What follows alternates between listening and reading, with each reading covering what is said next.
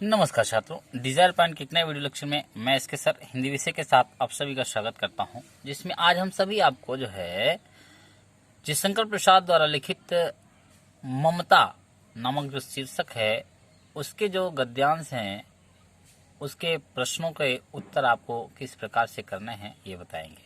तो पहला है आपका कह रहे हैं कि देखिए इसमें प्रश्न निम्नलिखित गद्यांशों में रेखांकित अंशों की व्याख्या और तथ्यपरक प्रश्नों के उत्तर दीजिए। तो आपका पहला है रोहतास दुर्ग के प्रकोष्ठ में बैठी युवती ममता स्वर्ण के तीक्ष्ण गंभीर प्रवाह को देख रही है। ममता विधवा थी, उसका यौवन स्वर्ण के समान ही उमड़ रहा था। मन में वेदना, मस्तक में आंधी, आंखों में पानी की बरसात दिए वह सुख के कंटक सेना में विकल थी। वह रोहतास दुर्गवती के मंत्री चूड़ामल की एकमात्र दुहिता थी। फिर उसके लिए कुछ भी अभाव होना असंभव था, किंतु वह विधवा थी और विधवा इस संसार में सबसे तुच्छ निराश्रय प्राणी है। और तब उसकी विडंबना का कहाँ अंत था। तो इस प्रकार से आपका ये रेखांकित अंश है। अब इसमें से आपके जो प्रश्न हैं, 3 प्रश्न इसमें पूछे गए हैं। आपके बोर्ड के एग्जाम में भी इसी प्रकार से 3 प्रश्न पूछे जाएंगे और एक प्रश्न का उत्तर आपको 2 नंबर दिलाएगा। तो देखिए पहला प्रश्न इसमें है कहने कि उपयुक्त गद्यांश का जो है संदर्भ लिखिए।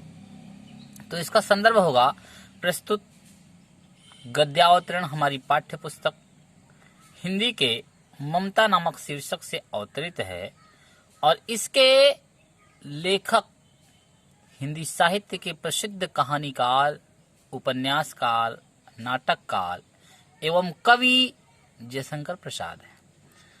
तो देखिए आपको हमने बताया था जैसे नाम के आगे जो है नाम को जो है आप इन्वर्टेड कॉमा में चाहे सिंगल चाहे डबल, और उसी प्रकार से जैसे पाठ का शीर्षक है और कवि का नाम, इसको आप ध्यान से देखिएगा। अब देखिए फिर दूसरा जो प्रश्न है आपका, दूसरे में आपका आता है कि जो रेखांकित अंश है मतलब जो अंडरलाइन किया गया है उसकी व्याख्या करना है। आपको ध्यान देना उतनी ही व्याख्या करना है जितना ये पूछ रहा है, क्योंकि ज्यादा करेंगे तब भी आपको नंबर उतना ही मिलेगा और आपका समय ज्यादा जाएगा। तो अब देखिए कह रहे कि ममता विधवा थी। ममता एक विधवा स्त्री है और वह एकदम अपनी युवा अवस्था जो है के दौर पर है और उसकी युवा अवस्था अपनी चरम सीमा पर है और कहें कि स्वर्ण नदी के समान उसकी युवा अवस्था उमड़ रही है और उसके मन में दुख है और मस्तक में आंधी है और उसके आंखों में आंसू बरस रहा है, आंसू निकल रहा है। वह सुख के कांटों के बिस्तर पर बहुत व्याकुल है। क्यों सुख के? क्योंकि यह है वह जो मंत्री हैं रोहतास दुर्ग के चूड़ामल की जो है वह पुत्री है, इसलिए राजमहल में रहती है तो उसे कोई दुख वैसे नहीं है, लेकिन कह रहे हैं कि वह सुख के कांटों में जो है शयन कर रही इसमें है और बड़ी व्याकुल है। तो इस प्रकार से इसकी व्याख्या हुई। अब आपका जो तीसरा प्रश्न है वह तीसरा प्रश्न देखिए क्या है। कह रहे हैं उपयुक्त गद्यांश में विधवा स्त्री, हिंदू विधवा स्त्री की दशा कैसी है। तो इसमें आपका होगा कि हिंदू विधवा जो है संसार में सबसे तुच्छ और बिना आश्रय के प्राणी है, यह इस गद्यांश में दिया गया है। तो देखिए लास्ट लाइन में है इसका उत्तर। तो हिंदू विधवा संसार की सबसे तुच्छ, सबसे हीन और बिना आश्रय वाली स्थिति है, प्राणी है। तो इस प्रकार से आपका ये पहला गद्यांश मतलब पहला जो है आपका जो गद्यांश है उसकी व्याख्या हमने बताई, उसके उत्तर किस प्रकार से लिखना है हमने बताया। अब दूसरा आप देखिए, कह रहे हैं कि हे भगवान, तब के लिए विपद के लिए इतना आयोजन, परमपिता के इच्छा के विरुद्ध इतना साहस, पिताजी क्या भीख ना मिलेगी? क्या कोई हिंदू भूपृष्ठ पर ना बचा रह जाएगा जो ब्राह्मण को 2 मुट्ठी अन्न दान दे सके? यह असंभव है। फेर दीजिए पिताजी, मैं कांप रही हूँ, इसकी चमक आंखों को अंधा बना रही है। मूर्ख है, कहकर के चूड़ामल चले गए।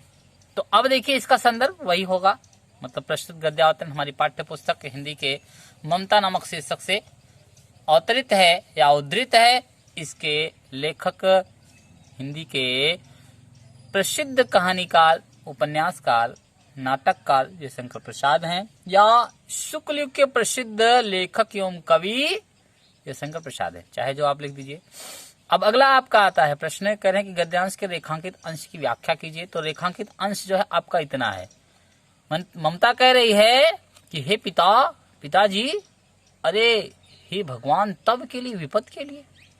अपने पिता से कहती है ममता कि हे पिताजी, आप बताइए विपद के लिए मतलब दुख के समय के लिए आप ये सब इतना बड़ा आयोजन कर रहे हैं, इन सब के लिए इतना आयोजन क्यों कर रहे हैं? अरे यह कह रहे हैं कि परम पिता की इच्छा के विरुद्ध इतना साहस क्यों? क्योंकि ईश्वर जो आपको जो है कष्ट देता है, तो उसमें कष्ट में जो है आपको परिश्रम करना पड़ता है। पहले से ही आप जो है अगर सजो करके हर चीज रख लेंगे तो आपको कष्ट कहाँ होगा, तो कैसे आपको अनुभव होगा? तो वही कह रहे हैं ममता कि पिताजी, यह परम पिता की इच्छा के विरुद्ध है और इतना बड़ा साहस हम कर रहे हैं। इतना आपको संदर्भ की व्याख्या करना था बस। अब आगे कह रहे हैं उपयुक्त गद्यांश में किस कार्य को ईश्वर की इच्छा के विरुद्ध बताया गया है?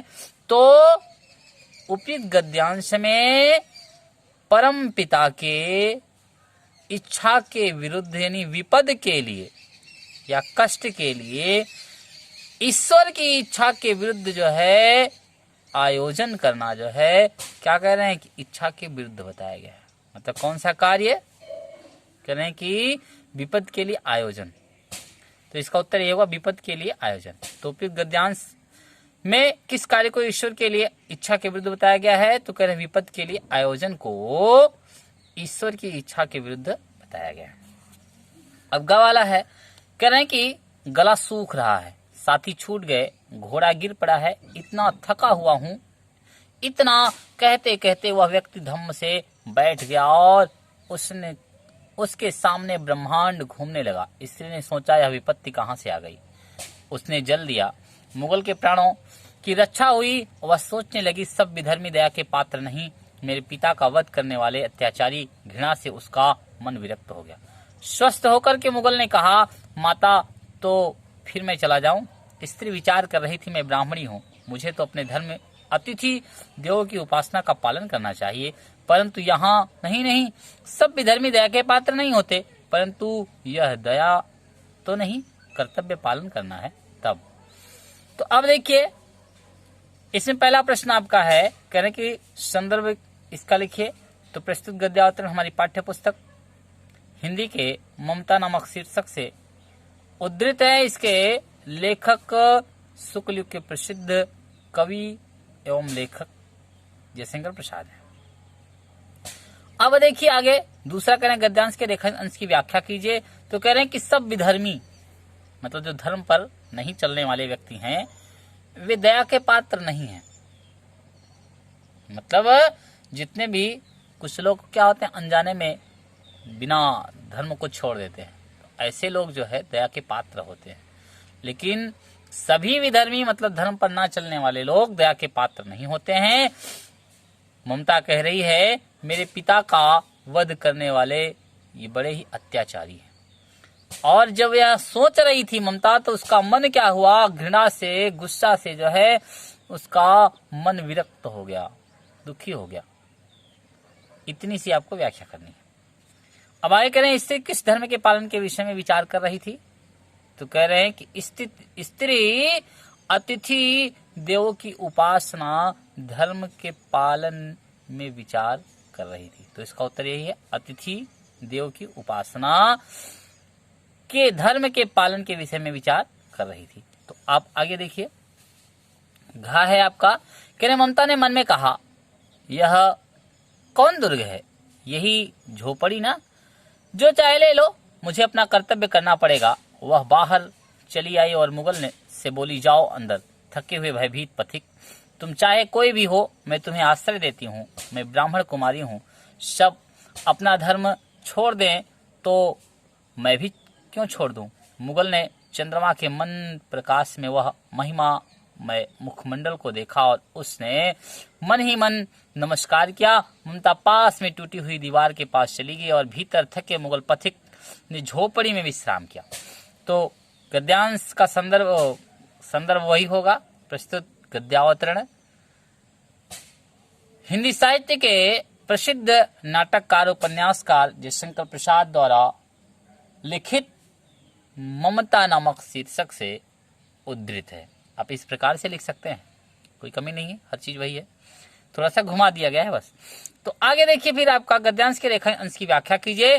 तो कह रहे हैं कि मुगल ने चंद्रमा के धीमे धीमे प्रकाश में वह महिमा से युक्त, वह दया से युक्त मुखमंडल को देखा, मुख को देखा, किसको? ममता को। और उसने मन ही मन जो है ममता को नमस्कार किया। और क्यों? क्योंकि जो है वह उसे आश्रय दी थी। आगे कह रहे हैं ममता ने मुगल को क्यों आश्रय दिया? कह रहे हैं कि ममता ने मुगल को आश्रय क्यों दिया? तो ममता ने मुगल को जो है आश्रय इसलिए दिया क्योंकि वह जो पथिक था वह थका हुआ और डरा हुआ था, इसलिए ममता ने उसे आश्रय दिया, उसे सहारा दिया। अब आगे देखिए अंगा। कह रहे हैं कि शब्द सुनते ही प्रसन्नता की चित्कार ध्वनि से वह प्रांत गूंज उठा। ममता अधिक भयभीत हुई। पथिक ने कहा, वह स्त्री कहाँ है? उसे खोज निकालो। ममता छिपने के लिए अधिक सचेष्ट हुई। वह मृगदाव में चली गई। मृगदाव का मतलब होता है कि जो हिरन जो है अपने छिपने के लिए बिल बनाते हैं उसमें, और कहें दिन भर उसमें से ना निकली। संध्या में जब उन लोगों के जाने का उपक्रम हुआ तो ममता ने सुना पथिक घोड़े पर सवार होते हुए कहा, मिर्जा, उस स्त्री को मैं कुछ भी ना दे ना सका, उसका घर बनवा देना, क्योंकि मैंने विपत्ति में यहाँ विश्राम एवं संरक्षण पाया था। यह स्थान भूलना मत। इसके बाद वे चले गए। तो इस प्रकार से ये आपका है। अब इसमें देखिए पहला प्रश्न जो आपका है, पहला प्रश्न है उपयुक्त गद्यांश का संदर्भ बताइए। तो संदर्भ फिर वही आपका प्रस्तुत गद्यावतरण सुप्रसिद्ध कवि एवं लेखक जयशंकर प्रसाद द्वारा लिखित ममता नामक शीर्षक से अवतरित है। तो अब देखिए इसका कार्य गद्यांश के रेखांकित अंश की व्याख्या। तो जितना आपका रेखांकित है उतने की ही व्याख्या है। तो देखिए रेखांकित कितना है। तो रेखांकित में है, कह रहे हैं उस स्त्री को मैं कुछ भी ना दे सका। मिर्जा से कह रहे हैं, जो मुगल सेनापति जो मुगल हैं, मुगल ने अपने सेनापति मिर्जा से कहा कि हे मिर्जा, मैं उस स्त्री को कुछ भी नहीं दे सका, उसका घर बनवा देना। क्यों? क्योंकि वह झोपड़ी में मुगल रहा।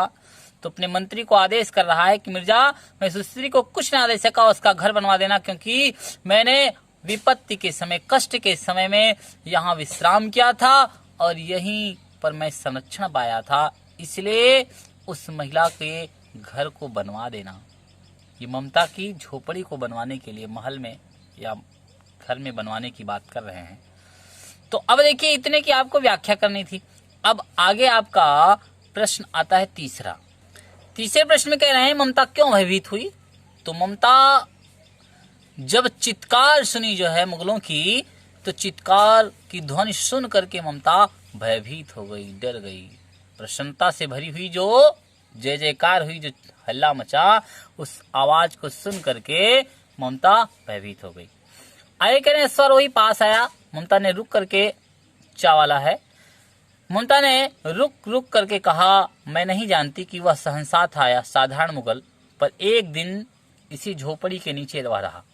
मैंने सुना था कि वह मेरा घर बनवाने की आज्ञा दे चुका है। मैं आजीवन इसी अपनी झोपड़ी खुदवाने के डर से भयभीत रही। भगवान ने सुन लिया, मैं आज इसे छोड़ जाती हूँ। अब तुम इसका मकान बनाओ या महल, मैं अपने चिर विश्राम गृह में जाती हूँ। वह अश्वारोही अवाक खड़ा था। बुढ़िया के प्राण पक्षी अनंत में उड़ गए। तो देखिए कह रहे हैं कि उपयुक्त गद्यांश का संदर्भ फिर वही होगा। प्रस्तुत गद्यावतरण हमारी पाठ्य पुस्तक हिंदी के ममता नामक शीर्षक से अवतरित है। इसके लेखक प्रसिद्ध कहानीकार, नाटककार, उपन्यासकार जयशंकर प्रसाद हैं। अब देखिए आगे आपका है गद्यांश के रेखांकित अंश की व्याख्या। जो अंडरलाइन है उसकी व्याख्या करना है। तो कह रहे मैं आजीवन इसी झोपड़ी के खुदवाने के डर से भयभीत रही। ममता कह रही है मिर्जा से, आज उस मुगल सेनापति इधर आए जब खोजते खोजते, तो उनसे कह रही है ममता कि मैं जीवन भर जो है अपनी झोपड़ी को खोदने के डर से भयभीत रहती थी, बहुत डरती थी। और भगवान ने सुन लिया।